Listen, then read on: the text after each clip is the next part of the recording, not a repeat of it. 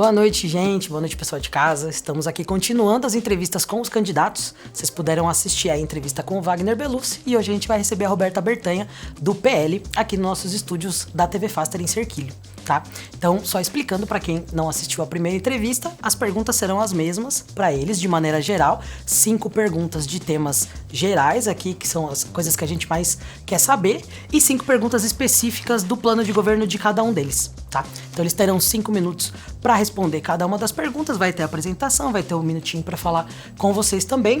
Então, todos eles de maneira igual, pra gente conseguir entregar o melhor para você, eleitor, certo? Então, vamos dar boa noite hoje para Roberta Bertanha. Roberta, muito obrigado pela sua presença e disponibilidade. E aí a gente sempre começa, né, explicando pro pessoal de casa quem é o candidato. Então você vai ter o seu tempinho aí para poder falar pro eleitor quem é você, um pouquinho da sua história. Conte um pouquinho sobre você, então o pessoal de casa poder te conhecer.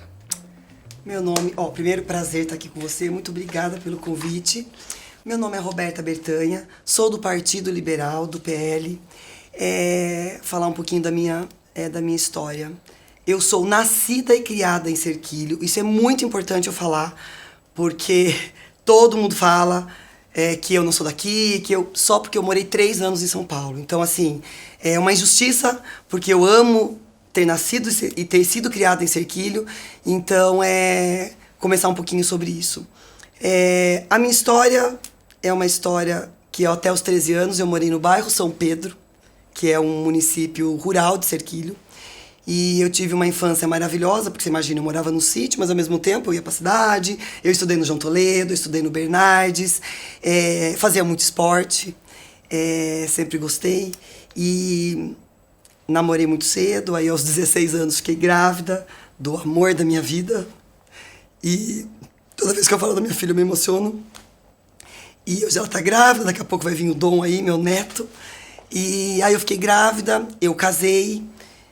Infelizmente, quando eu estava com 6 meses de gravidez, o meu pai faleceu. E aí eu me vi, né, grávida, casada, com 16 anos de idade. E eu sou filha única, então foi muito difícil, porque eu era muito apegada ao meu pai. E quando minha filha nasceu, foi a alegria da minha vida, né? Mesmo eu sendo muito nova, eu tinha 17 anos. E aí eu era casada com o Leandro Nicolau. E aí, depois de 1 ano, ele faleceu no acidente de carro. Então, minha vida... Eu sempre gosto de contar a minha história, porque às vezes olham, ai, nossa, Roberta... Não, mas a minha história, como diz umas amigas minhas, dá um bom livro.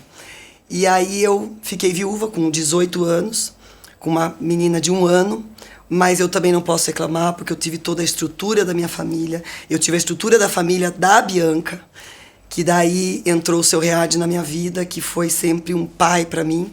Ele foi um sogro, ele foi um avô maravilhoso para minha filha e um pai para mim que eu não tenho o que falar. E aí a minha história segue assim, e depois eu casei novamente. Tive mais 2 filhos, Henrico e Pedro, os meus príncipes. E aí vivi todo esse tempo em Serquilho. Quando eu tinha 19 anos, é uma parte importante, eu fui convidada para ser vice-presidente da Casa da Criança. A presidente, quem é mais velho vai conhecer, era a Dona Onélia, que era esposa do seu Joaquim, uma mulher fantástica. A Casa da Criança ainda era bem lá, em outro lugar, ali perto do fórum antigo. E aí foi quando eu comecei com o projeto social ali, acho que foi o despertar de tudo. Minha mãe sempre fala que na parte, eu sempre fui líder, né? Minha mãe sempre fala assim, que desde menina eu fui meio líder. Mas aí juntou a minha liderança com a parte social. E aí eu fiquei 4 anos sendo vice-presidente da Casa da Criança, que foi... Eu brincava de boneca, eu pegava as crianças, levava pra minha casa, conselho tutelar batia em casa, desse tipo. Mas era uma outra época que as coisas eram menos burocráticas, né? E aí depois eu casei de novo, tive meus 2 filhos. E aí, quando o meu filho estava pequeno, a Marli Armani, a melhor conselheira tutelar que Serquilho já teve, me convidou para, de novo, ser presidente, só que dessa vez presidente da Casa da Criança, porque por alguns problemas jurídicos ela estava para fechar. Tinha 22 crianças. E foi aí uma parte da minha vida muito maravilhosa. Eu sou muito grata por ter feito essa gestão da Casa da Criança. Eu aprendi muito, não só porque eu amo criança, mas essa parte de gestão foi muito importante. E aí, a gente casa muito, né, Mayara? Eu separei e me casei de novo com meu atual marido. Aí, na época da pandemia, eu deixei a casa da criança e eu fui morar em São Paulo. E eu fiquei esses 3 anos lá. Por que eu tô contando tudo isso? Essa parte de São Paulo é importante. Por quê? Lá eu me identifiquei mais com a política. Eu me relacionava com muita gente da política e eu sou uma pessoa xereta, eu ia atrás, então eu gostei um pouco desse mundo da política. Eu sempre gostei da política, mas eu nunca fui política, né? E acho que São Paulo me trouxe essa experiência. Em São Paulo também eu fiz parte, que é muito importante, que a minha grande amiga que eu amo, Érica Nascimento, esposa do Gilberto Nascimento, eu participei do projeto Pra Quem Precisa, tanto com moradores de rua, quanto com a Cracolândia. E também de final de semana a gente fazia alguns eventos nas comunidades de São Paulo. Foi uma experiência também maravilhosa. E aí, um dia, eu fui até o PL, até o Antônio Carlos Rodrigues, que é o meu padrinho político, e falando mais do PL Mulher, porque eu me interesso muito pelas políticas públicas para as mulheres, e o PL Mulher é muito engajado nisso, e eu fui lá falar com ele de trazer o PL Mulher para Cerquilho. E aí, a história é longa, mas enfim, foi indo. Quando eu vendo a política de Cerquilho, como ela estava se desenhando, um dia numa mesa com vários homens, aliás, só homens, acho que só tinha eu, mais uma mulher, eu bati na mesa e falei, eu sou a candidata a prefeita do PL de Cerquilho. E aí começou toda a minha trajetória para eu chegar até aqui hoje, entendeu? Fiz um resuminho, não sei se eu falei muito, né? Mas é mais ou menos isso para eu chegar até onde eu estou aqui, sendo candidata a prefeita de Cerquilho pelo PL 22. Muito bem. Agora a gente vai começar as perguntas específicas, tá? Então a gente vai fazer uma geral, você vai ter 5 minutos, depois a gente faz uma específica do teu plano. Candidata Roberta, para começar, vamos começar com saúde, né? Que acho que é uma coisa que todo mundo de casa quer saber, um tema de suma importância aqui. Qual é a sua visão e expectativa de gestão? Então, sobre a saúde, né? Eu acho que a gente tem que falar também sobre os postos de saúde, porque eu falei até no meu vídeo de fazer uma reestruturação, porque tem postos que está ok, mas tem postos que está precisando de mais médico, porque às vezes tem uma fila. Eu sempre falo no diálogo e na interação. Porque assim, o que muitas pessoas da saúde reclamaram? Gestores da saúde, né? Pessoas que trabalham na saúde. Que às vezes as pessoas, 8 horas da manhã, vão no posto de saúde e tá tudo certo. Elas entram, são bem atendidas, porque até as 9 horas pode ser emergência, né? Não precisa ser marcado. E às vezes o que acontece? Elas vão direto para a Santa Casa. Então, até as 9 horas da manhã, o certo é fazer uma campanha mais de comunicação mesmo para que essas pessoas... Porque assim desafoga um pouco a Santa Casa, nesse sentido. Então, os postos, mas eu acho assim, que os postos de saúde, precisa que depois eu posso falar um pouquinho sobre o meu projeto de trazer as farmácias para os postos, mas enfim, é mais sobre essa reestruturação dos postos para ajudar a Santa Casa. Porque a Santa Casa, eu acho que a cada 10 casas que eu vou, 9 falam da Santa Casa. Sobre tudo que eu vi, sobre tudo que a gente fez reuniões com pessoas da saúde, com a minha equipe, eu cheguei à conclusão do que a Santa Casa com a prefeitura hoje, parece que elas brigam entre elas. Porque a Santa Casa culpa a prefeitura culpa a Santa Casa. E quando eu falo de união, eu quero fazer com a administração da Santa Casa, seja essa, seja outra, seja próxima a mim, seja contra, união. Porque sem a união da prefeitura com a Santa Casa não vai resolver o problema nunca. A Santa Casa, ela não é da prefeitura, a Santa Casa é uma irmandade. Mas a prefeitura é como se fosse um cliente da Santa Casa, o maior cliente. Então, como eu sou cliente, eu exijo algumas coisas, que é o que eu vou exigir, tá? Primeiro, humanização. A Santa Casa tem que ter um setor de humanização. Tanto atendente, como os médicos, como os enfermeiros, têm que saber tratar dessas pessoas. E é claro, uma reforma geral, porque ela realmente está precisando de muita coisa. Eu quero criar um centro de imagens. Hoje só temos raio-x e tomo, que ainda tomo não é 100% SUS. Eu quero criar, através de emendas, isso eu já até tenho os deputados que eu já vou pedir, ultrassom para quê? Para que pequenos diagnósticos da Santa Casa seja resolvido. Porque o que acontece hoje é que a Santa Casa, as pessoas ficam esperando 4, 5 horas e não sai com o diagnóstico. Então, para doenças que não são tão graves, ela seja resolvida. E a outra coisa é o centro cirúrgico, que hoje ele está subutilizado. Porque é um centro cirúrgico que existe, é um centro cirúrgico que podia ser utilizado para cirurgias seletivas, cirurgias de pequena complexidade. Que aí, como pedra no rim, como uma amígdala, essas cirurgias de complexidade menor.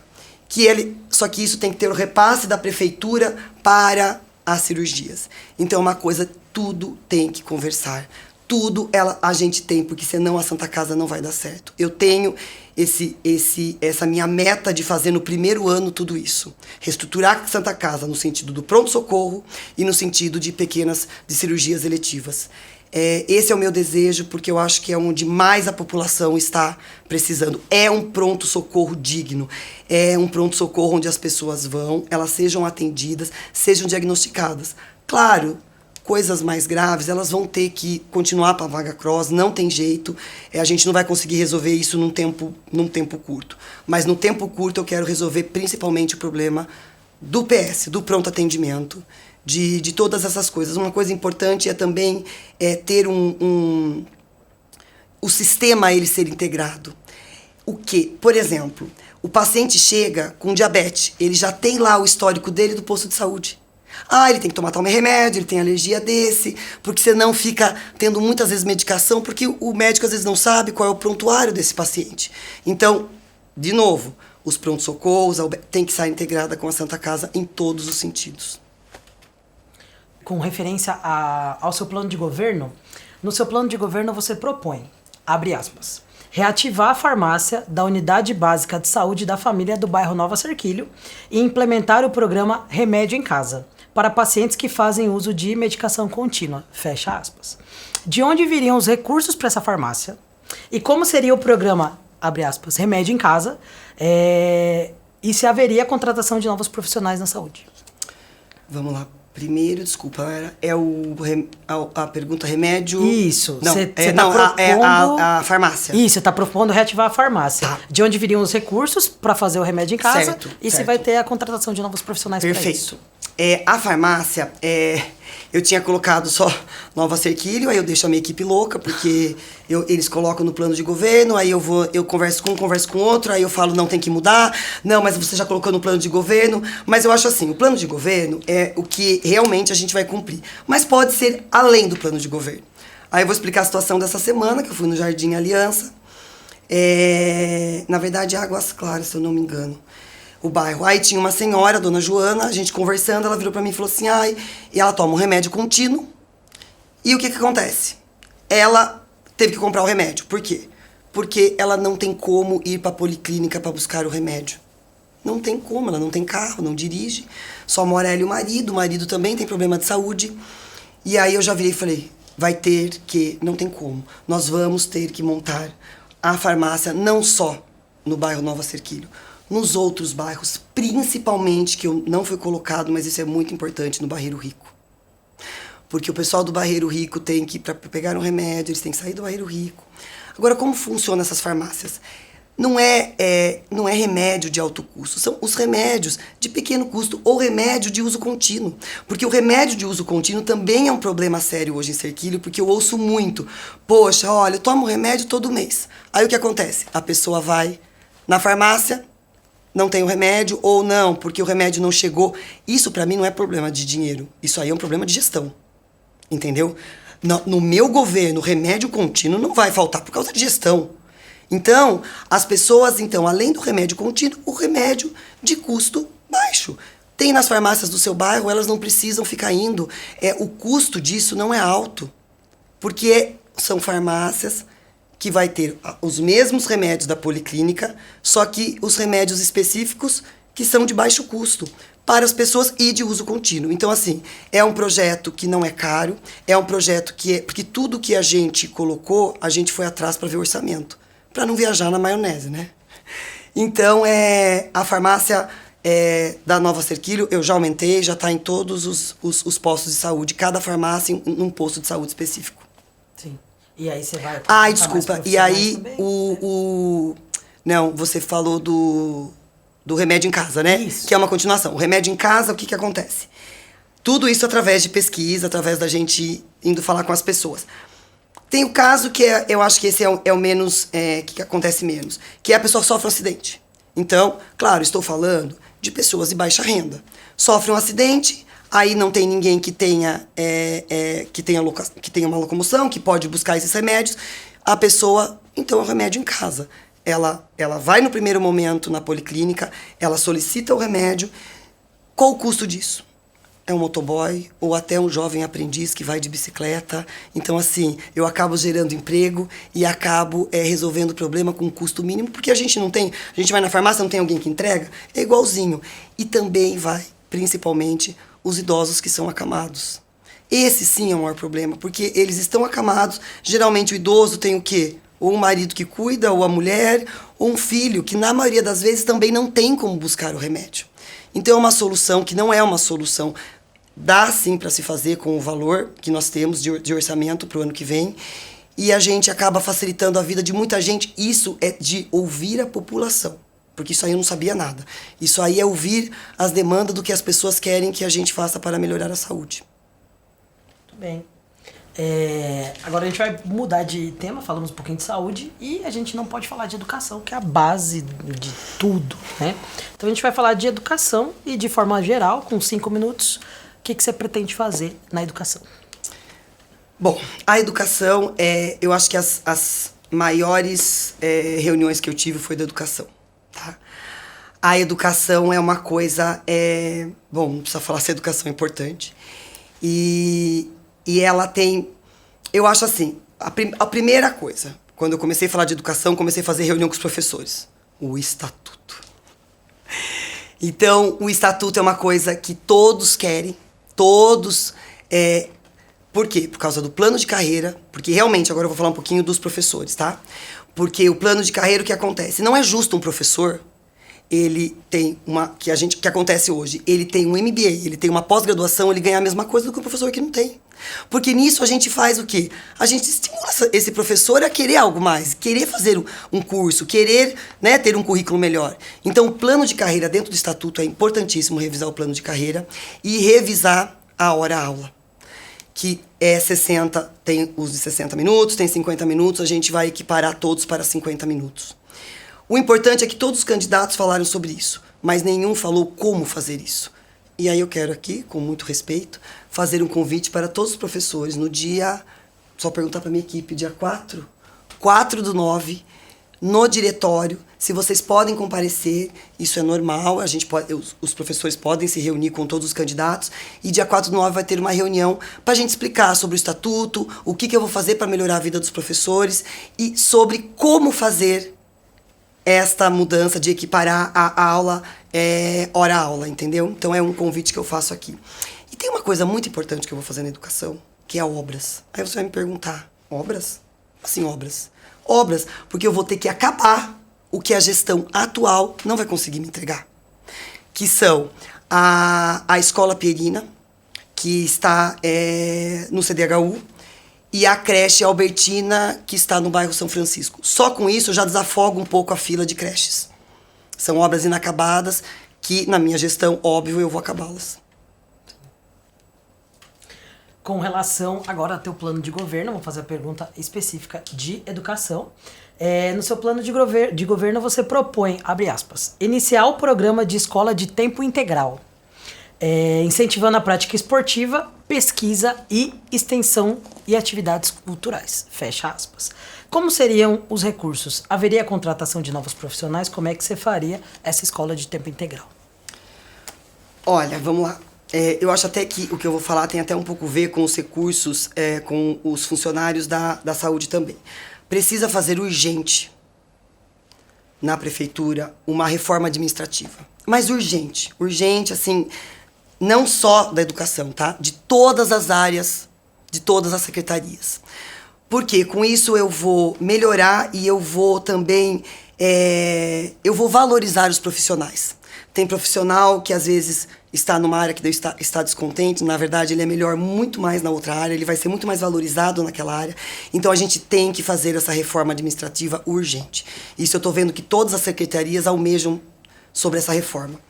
Mas é claro que mesmo com isso eu já sei que para tudo que eu quero fazer, se eu já não quisesse fazer nada, já ia precisar contratar mais funcionários. Mas com tudo que eu quero fazer, vai precisar fazer um concurso público. E aí, gente, falam que eu terceirizo, falam que eu vou falam que eu vou terceirizar, falam da SAEC que eu vou... O que eu vou da SAEC? Que eu vou privatizar a SAEC. Gente, isso é um absurdo. Eu vou privatizar a SAEC, uma autarquia. Isso é surreal, as coisas que inventam sobre mim.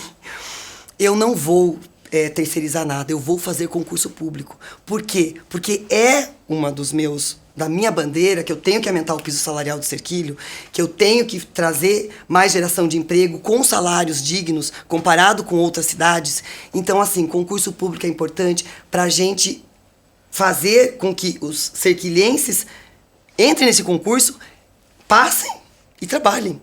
Então, assim, precisa fazer concurso público. Na parte da saúde, precisa muito de áreas como a psicóloga, a psiquiatra. E na educação, para fazer a minha escola de tempo integral, é óbvio que vai ter que contratar, vai ter que fazer concurso público. E a escola de tempo integral, o meu sonho... E, veja bem, eu coloquei iniciar a escola de tempo integral, sim, tá? Porque eu falei, nunca vou prometer nada que eu não vou cumprir. É a escola que é uma escola, para mim, que eu visitei e me apaixonei. É a Escola do Futuro de Itapevi. É uma escola que ela é feita pela gestão do município, com gestão com recurso próprio e mais emendas, tá? Mas ela também através da iniciativa pública e privada. E aí ela tem como ajuda e como toda a parte educacional, estrutura educacional, o Instituto Cacau Show e o Google for Education, que fazem parcerias com essa escola. E é uma escola, gente, maravilhosa. E o que eu mais gostei do ensino da escola. Ela não é assim, aquela escola que de manhã tem a parte pedagógica, aí à tarde é livre. Então, esporte, aí parece que à tarde deixa lá a criança, né? Sim.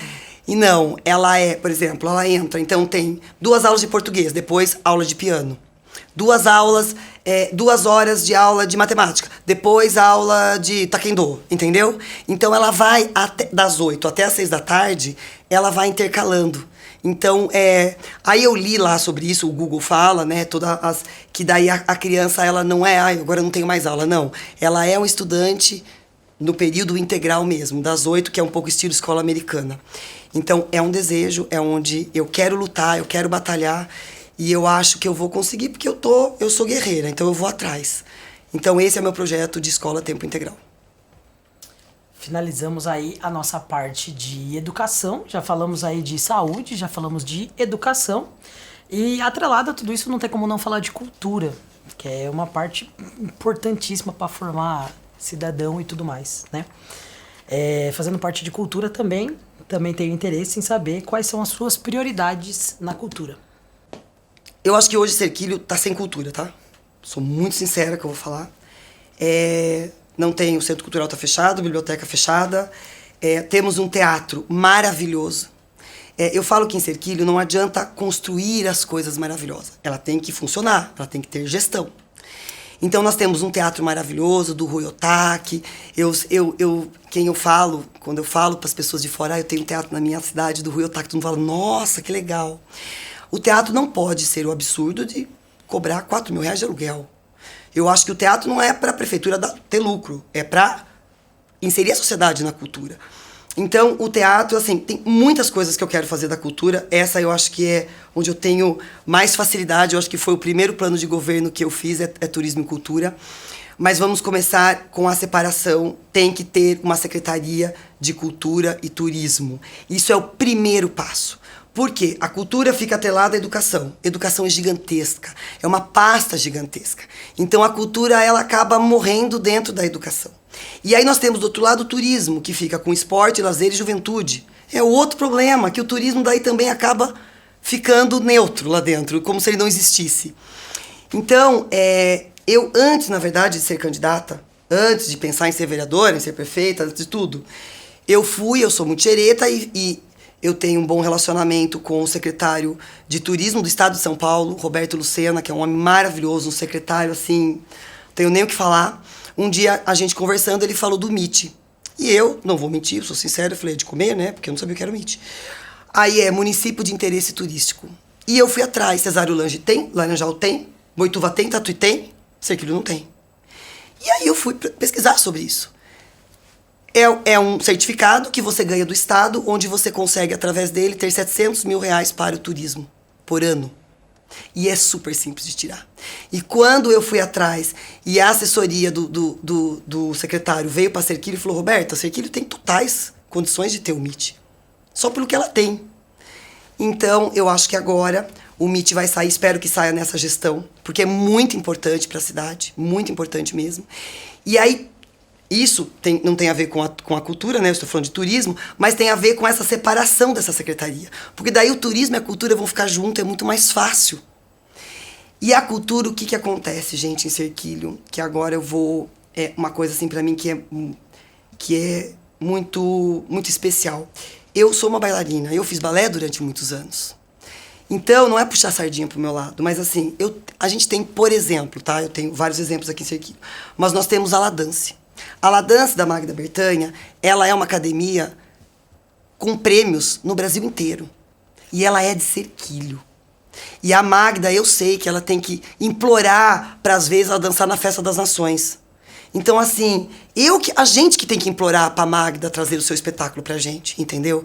Ela teria que estar no teatro uma vez por mês apresentando as peças dela. E não só ela, outras academias de Serquilho, para que as pessoas possam ver, porque o que eu acho do adolescente? Se você vê o balé, uma menina, ela fica com vontade de fazer balé. Aonde mais adolescentes fazem esporte? Depois da Olimpíada. Porque você fica vendo as Olimpíadas, você se empolga e você quer fazer esporte. Então eu acho que a gente tem que incentivar esses adolescentes, esses jovens de Serquilho a fazer essas coisas, entendeu? A parte cultural. Então nós temos o problema do teatro, que eu acho que tem que ser custo mínimo. Porque a pessoa tem que ir lá, ela faz o espetáculo, ela também tem aí que eu vou falar, eu acho que depois, sobre projetos, que é muito interessante. E para a pessoa ter o acesso ao teatro, que muitas pessoas, a gente acha que não, né? Mas muitas pessoas no bairro nunca foram no teatro. Então tem que fazer espetáculos. Com isso gera o turismo, gera a cultura e é bom para todo mundo, entendeu? Nós temos o centro de eventos, gente. 28 mil reais de aluguel por dia não dá. Não dá. O centro de eventos ele tem que movimentar, seja qualquer tipo de festa, cultural ou não, da nossa cidade, dos tropeiros, de qualquer coisa. Então, assim, porque isso vai agitar e isso vai aquecer o comércio da cidade também, através do turismo e da cultura, entendeu? Então, esse é o que eu penso, o que eu quero da cultura. E aí, falando especificamente aí do seu plano de governo, no seu plano você propõe, abre aspas, criar editais de incentivo a produções independentes, fecha aspas. Como é que se daria isso? Explica pra gente como é que você ia fazer isso. Então, olha só, hoje a cultura, ela gasta 0,4%. Longe dos 2% que é o correto se gastar com a cultura. Então você perceba por aí como a cultura ela está defasada até nos números do orçamento que ela está gastando. Então o que é isso? É um projeto que são, na verdade, emendas de fomento, que é como se fosse a lei, mais ou menos parecido, a lei do Paulo Gustavo, do Aldir Blanc, que são incentivos. Vou te dar um exemplo. Aí, por exemplo, eu tenho uma academia de dança, que ela quer fazer, ela entra, participa do projeto, claro, ela tem, né, tá inserida no projeto, ela consegue fazer o espetáculo dela. Como o projeto que está pagando, ela vai conseguir as pessoas entrarem no teatro sem pagar. Então, na verdade, eu vou agradar dois públicos. Eu vou agradar os artistas e vou agradar o público em geral. Porque, eu falei, as pessoas nos bairros, tem muita gente que nunca foram no teatro. Isso é uma judiação. Eu quero que todo mundo participe do teatro, né? Porque isso é um incentivo à cultura. As pessoas verem, né, excelentes espetáculos, entendeu? Então, a lei, ela ajuda nisso. Igual eu falei, eu acho que eu tenho, hoje em Serquilho, tem grandes artistas. Tem uma menina que eu sempre falo dela, não vou falar nomes, filha de uma amiga minha que é uma escritora de livro. Nós temos comediantes de stand-up, nós temos cantores. Então, assim, todas essas pessoas têm que ser incentivadas. Esta menina, ela escreveu já 2 livros, eu li os 2 livros dela. É uma escritora, uma menina. Ela tem uma carinha novinha, mas na verdade ela tem 18 anos. Mas é uma escritora do nível... Jumirim abriu as portas para ela, Serquilho não. Então, assim, a gente precisa dar valor para os artistas da cidade. E eu falo, grandes shows, por exemplo, coloca um artista nosso, os artistas que tem um monte de cantor sertanejo, eu vou nas igrejas, eu falo, nossa, que voz maravilhosa, para dar um show antes, porque daí o que acontece? As pessoas vão conhecendo, entendeu? Vão estar lá por causa do show principal, todo mundo faz isso, São Paulo faz isso. Então, assim, a gente precisa valorizar os artistas da nossa cidade, porque a gente tem muita gente boa aqui. Não posso deixar de falar, porque ele não é um artista, é um esportista, mas é o Fabiano. O Fabiano jogou vôlei comigo, maravilhoso, e hoje ele está em Paris, na Paralimpíada. Então, assim, ele é um serquilense que está na Paralimpíada. E ninguém sabe disso. Então, às vezes eu comento com as pessoas, não, Fabiano, não, não, ele é um paralímpico, e ele é um dos principais do time, tá? Então, o que acontece? Ele tá na Paralimpíada e ninguém sabe. Então, assim, ele treina em São Paulo 3 vezes por semana. Eu sei que ele dá um duro danado, ele rala pra caramba. Então, assim, nós, serquilense, na Paralimpíada de Paris e, sei lá, poucas pessoas sabem, entendeu?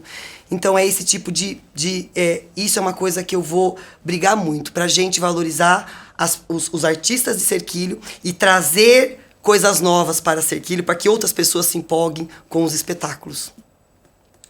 Isso aí, no tema cultura, essas foram as 2 perguntas. A gente vai entrar em outro tema delicado, e muito importante, não tem como a gente não falar, sobre segurança.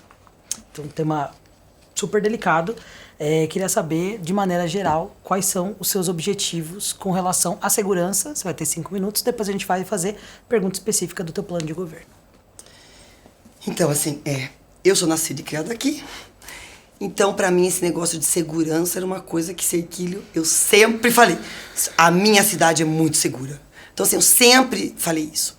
E tinha uma outra coisa, inclusive na época da Casa da Criança, que a gente acabava, se relacionando muito com isso. O que eu sentia? Que Serquilho tinha os drogados, os dependentes químicos, mas não tinha os traficantes. E parece que agora, de um tempo pra cá, essa semana estourou deu uma repercussão lá no bairro, que realmente eram traficantes que estavam. Então, assim, é uma coisa que me preocupa muito, a segurança. Eu tive uma reunião com o delegado, porque eu sou xereta, tá, Nayara? Eu vou em tudo. Eu vou fuçando, eu vou perguntando, eu vou com o delegado novo. Ele chama Emerson, eu achei ele maravilhoso. É uma pessoa que tá com gás, uma pessoa que quer fazer a diferença, sabe? Tanto que ele foi o responsável por aquela escravidão infantil, que teve lá crianças que foram escravizadas lá em Tatuí para Serquilho. Ele que fez tudo, e depois a Polícia Federal veio, mas tudo começou com ele. Esse projeto, esse também que aconteceu essa semana, dos traficantes. Então, assim, eu acho que a segurança, ela precisa melhorar em muita coisa. Tem muita coisa que não depende de nós, serquilenses, do município, da prefeitura, depende do Estado. Mas eu acho que a gente, como município, tem que fazer a nossa parte. A Guarda Municipal é muito importante. Eu quero muito revisar o estatuto deles, revisar o plano de carreira deles, porque eles acabam socorrendo todo mundo, seja para ir até eles são socorristas, né? Então, eles socorrem as pessoas, às vezes, eles também cuidam da segurança, então a gente tem que dar mais valor para a Guarda Municipal, porque na hora H é eles que estão lá para proteger a gente. E, claro, tem um problema que daí é estadual. Eu acho um absurdo, mas isso não é culpa nossa, não é culpa do delegado, ele é uma pessoa que vai tentar mudar isso, que a delegacia não é 24 horas. Porque o que acontece? Isso eu sofria muito na Casa da Criança também. Quando eu precisava fazer BO com os meus adolescentes, eu tinha que ir para Tatuí. Então, porque eu era responsável por eles, eu tinha que ir. Então, a gente ficava de 3 a 4 horas lá em Tatuí.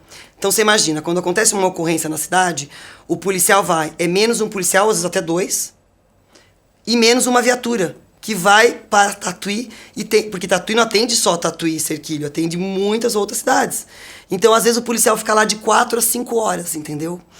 Mas o delegado está fazendo agora, está tentando trazer o plantão. É um plantão que, assim, o escrivão fica em casa, aí se liga, o escrivão vai, mas pelo menos já ajuda. E nós temos daí outros projetos para a segurança que são muito importantes, que aqui melhor do que... Agora eu posso me gabar, né? Eu tenho um vice, que é o Tenente Gonce, que não tem pessoa que entende mais da segurança do que o Tenente Gonce. Foi ele que fez o meu plano de governo da segurança. Ele não só como meu vice, ele é uma pessoa maravilhosa, ele já foi secretário da segurança. Ele entende, assim, que é... Então, eu acho que na parte da segurança, com o meu vice, eu vou estar, assim, com vários pés na frente, com vários passos na frente dos meus concorrentes, por eu ter o Gonce como meu vice. Especificamente agora do teu plano, no seu plano de governo você propõe, abre aspas, implantar a muralha eletrônica nos moldes do programa Muralha Paulista, através de parceria com provedores de internet para aproveitamento da rede de fibra ótica e implantação de câmeras para monitoramento efetivo e em tempo real da cidade, fecha aspas. Explique melhor como você ia fazer esse projeto e com quais recursos, como é que se daria essa proposta. Então, isso aí, Tenente Gonce, tá? Assim, educação, saúde, você tem uma certa facilidade. Turismo, então, esporte, né? Mas, realmente, segurança não era a minha praia. Então, eu tive que pesquisar, eu tive que ir atrás para ver o que era melhor. E a muralha eletrônica é um projeto, inclusive, é um projeto de governo do Gonce, que é o sonho de toda a cidade. Cidades hoje desenvolvidas estão com um exemplo é Indaiatuba, essa eu fiz questão de conhecer. A muralha eletrônica, muralha até mesmo do tempo da Idade Média, dos castelos, que eram muralhas que eles ficavam observando 360 graus. Essa muralha, na cidade, são câmeras que observam a cidade. Quando fala 360 graus, é realmente 100%. Então, todas as placas de carro, tudo que acontece. Indaiatuba já tem, e grandes cidades e pequenas tem também. Então, é um projeto acessível, é um projeto que você pode procurar através do governo federal, que dá verba para isso, ou através de emendas parlamentares. Isso causa uma segurança absurda, porque... como é um projeto de Estado, o que acontece? Você se conecta com outras cidades também. Então, por exemplo, acontece um assalto em Tatuí, isso é tudo no sistema. Olha, o indivíduo passou por Serquilho, agora de repente vai assaltar Serquilho. Serquilho já sabe exatamente esse carro, a hora que entrou, a hora que saiu, aonde ele foi, que rua ele foi, porque a cidade é uma muralha eletrônica. Ela é monitorada 100%. Eu acho que de todas as coisas que a gente poderia pensar em segurança, eu acho que a muralha eletrônica, de tudo que eu vi, é a que é mais específica, é a que mais dá resultado. E sobre o orçamento, né, que você perguntou, é através de emendas. Também tem planos do governo federal que ajuda na parte da segurança. Aí a gente pode usar para fazer a muralha eletrônica. E também com a iniciativa privada. Porque eu acho assim, os empresários, para eles, não vão ser maravilhosos ter uma muralha eletrônica para... Todo mundo ganha, entendeu? Indaiatuba fez, se eu não me engano, 30% com dinheiro das empresas privadas. Então, é uma coisa que a gente pode associar todo mundo apresentando o projeto e todo mundo gostando. Eu acho que dá para implementar, sim. É isso. Então, essas foram as duas respostas sobre segurança. Outro tema delicado, que muita gente às vezes não costuma falar, mas é importante a gente saber proposta, tudo, porque não se faz uma cidade, não se faz uma cultura, não se faz cidadania sem meio ambiente. Então, com relação ao meio ambiente, candidata, eu gostaria de saber quais são os seus planos, de maneira geral, com o meio ambiente. Então, a gente vai recuperar as áreas da nascente, tá? Como é o caso do... O Parque dos Lagos, aquele córrego que vai no Parque dos Lagos, o que acontece? Se a gente não fizer uma reestruturação das margens, limpar as margens, o que vai acontecer? Daqui a pouco ele vai alagar, que se eu não me engano, recentemente alagou ali toda a região dos Parques dos Lagos e foi um horror. Então isso precisa ser feito. Eu quero, através da ciclovia e através... Uma coisa tem a ver com a outra, né? Mas diminuir a emissão de CO2. Como que eu vou fazer isso? Através de ciclovias, porque Serquilho é uma cidade plana, então não tem cidade melhor para andar de bicicleta. Eu andava de bicicleta pela cidade inteira, adorava. E a gente tem que aproveitar essa situação da cidade ser plana. Então a gente tira um pouco as pessoas dos carros para eles andarem mais de bicicleta e também fazer a reestruturação dos pontos de ônibus. Porque o que está acontecendo hoje? Isso também é uma pauta do meu vice, que ele me ajudou muito nisso, que é a parte de tráfego, né? Os ônibus, o que acontece? Muita coisa, vai para os bairros, mas depois não volta. Para voltar tem que fazer todo, é uma coisa, entendeu? Que demanda um tempo das pessoas falar, não, então eu não vou para aquele lugar, porque depois para voltar é um saco. Aí uso o carro. Então, eu fazendo essa reestruturação dos pontos de ônibus, eu acabo fazendo com que as pessoas andem mais de ônibus e menos de carro. E aí isso tem a emissão do CO2, que parece uma coisa não, mas é uma coisa importante, que a gente tem que pensar sobre isso no meio ambiente. Com relação agora à pergunta específica, no seu governo você propõe, abre aspas, reduzir a quantidade de lixo destinado ao aterro sanitário, fecha aspas. Quais medidas seriam tomadas para isso? É tão simples, que parece que de tão simples a pessoa não faz. Gente, é lixo seletivo. Acabou. Você vai nas praças, você vai em qualquer lugar de cerquilho, não tem. E é tão simples, porque é barato, é os lixos lá para separar. Porque o que acontece? Olha só, que isso é importante, parece que não, mas é muito importante, porque cidades já estão com os aterros sanitários já transbordando. Quando você come um lanche, então você come lá o lanche com isopor, você joga tudo no lixo normal. O que acontece? Só era para ir o lanche, só era para ir o orgânico. Só que o que vai acontecendo? Vai tudo pro aterro. E aquilo vai o quê? Fazendo o aterro daqui a pouco. Então, assim, se você separa, além, é claro, que daí tem a outra parte, que é do lixo reciclável. Você vai separar o lixo e vai ser útil, e é dinheiro pro lixo reciclável, você vai estar ajudando o meio ambiente, porque aquilo tudo não vai pro aterro sanitário. Então, assim, tem que fazer coletas de lixo seletivas na cidade. Isso tem que ser em qualquer lugar. Eu fui na festa agora, final de semana. Não tinha a separação do lixo. É uma coisa simples, isso é uma coisa barata, eu acho que é uma coisa também de conscientização de campanha.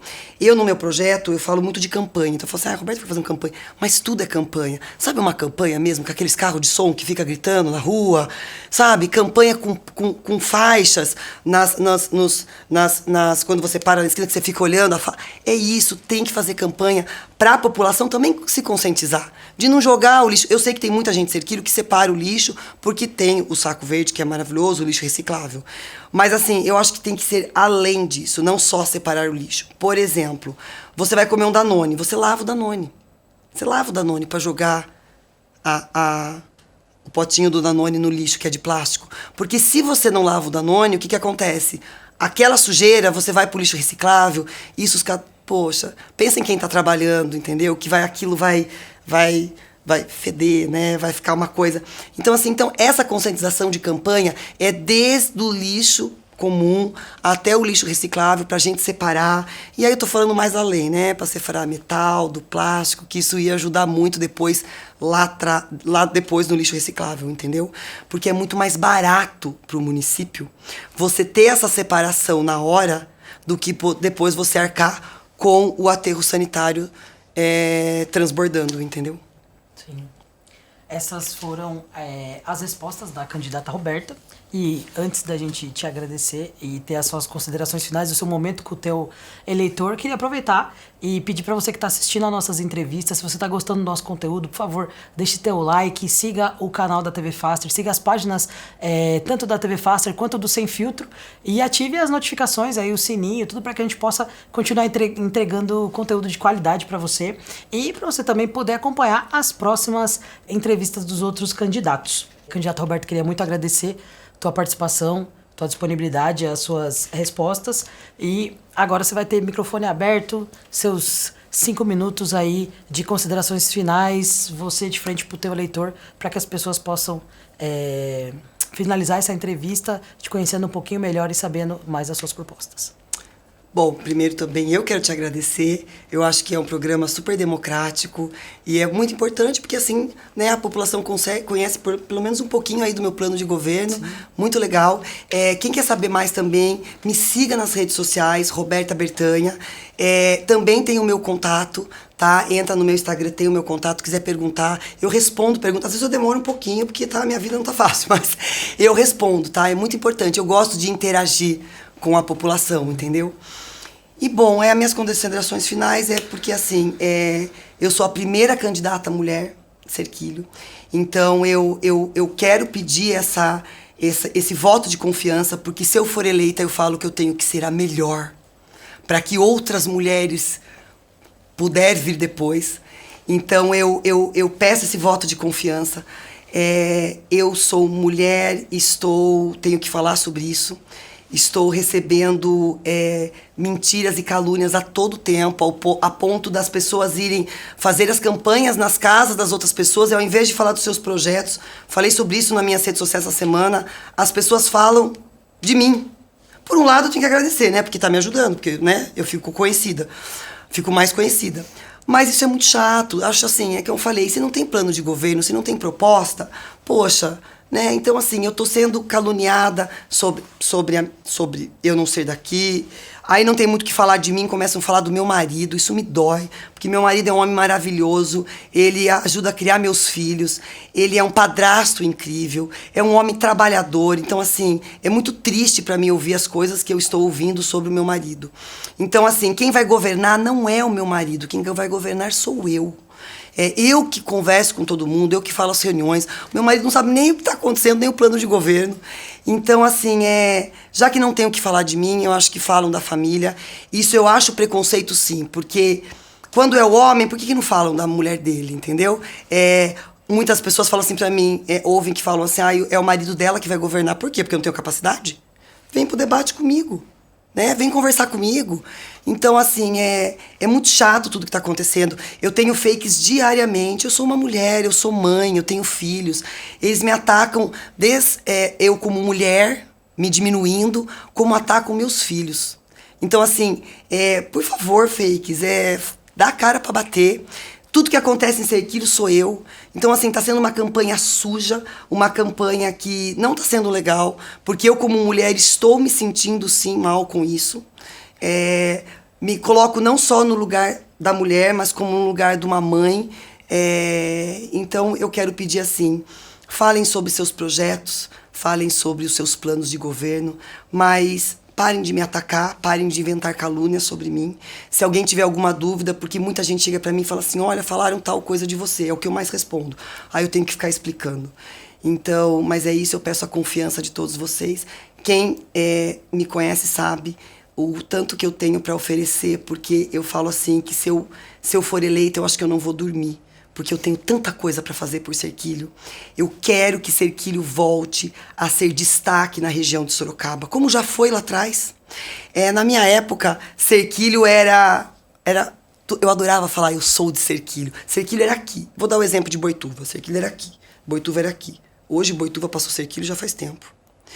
E todo mundo fala, nossa, a Roberta, ela fala com o deputado, ela fala, falo mesmo, porque é os deputados federais, estaduais que vão me trazer as emendas, eles que vão me trazer os projetos, sabe? O meu padrinho, que é o deputado Antônio Carlos, que é um deputado federal, ele mesmo fala, não, Roberta, vai fazer reunião com outro deputado, vai sim, porque quanto mais deputados eu tiver comigo, entendeu? A partir do momento que eu vou num deputado, eu crio um vínculo com ele, eu faço ele de alguma maneira se comprometer comigo com alguma situação.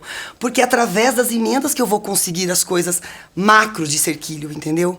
Então eu estou com força, eu estou com garra total, eu estou com muita vontade de ser prefeita de Serquilho e pode ter certeza que eu não vou decepcionar. Eu vou ser a melhor prefeita que Serquilho já teve. Vote 22. Obrigado mais uma vez, candidata Roberta. Muito obrigado aí a você que acompanhou. Então deixe seu like, compartilhe o vídeo. E é isso, até a próxima entrevista. Boa noite.